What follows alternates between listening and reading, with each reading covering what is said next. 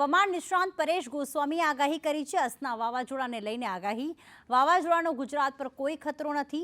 આવતીકાલે સંપૂર્ણપણે આ સિસ્ટમમાંથી મુક્તિ મળી જશે। આવતીકાલથી સમગ્ર ગુજરાતમાં વાતાવરણ ખુલ્લું થશે। સમગ્ર ગુજરાતમાં વરસાદી વાતાવરણ રહેવાની પૂરેપૂરી શક્યતા। અસના બની રહ્યું છે પણ ગુજરાતને કોઈ ખતરો નથી।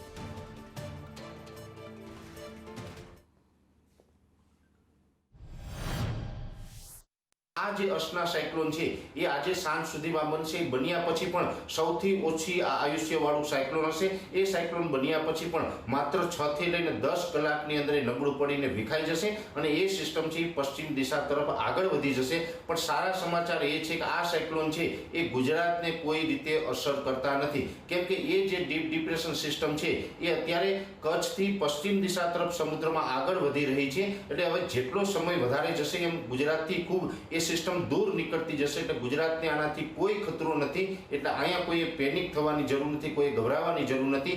ગુજરાતની અંદર જોવા જઈએ તો પશ્ચિમ સૌરાષ્ટ્રની અંદર દ્વારકા, જામનગર, પોરબંદર જેવા વિસ્તારો છે અને કચ્છના વિસ્તારોની અંદર આજે 30 તારીખના રોજ સાંજ સુધી હળવા સામાન્ય વરસાદો પડી શકે છે અને પવનની સ્પીડ છે એ લગભગ 40 થી લઈ અને 60 કિલોમીટર પ્રતિ કલાકની ઝડપે પવનો ફૂંકાશે અને જેના ગસ્ટિંગ હોય છે, જે ઝટકાના પવનો હોય છે એ 70 થી લઈને 80 કિલોમીટરની ઝડપે ફૂંકાય તેવી શક્યતાઓ છે।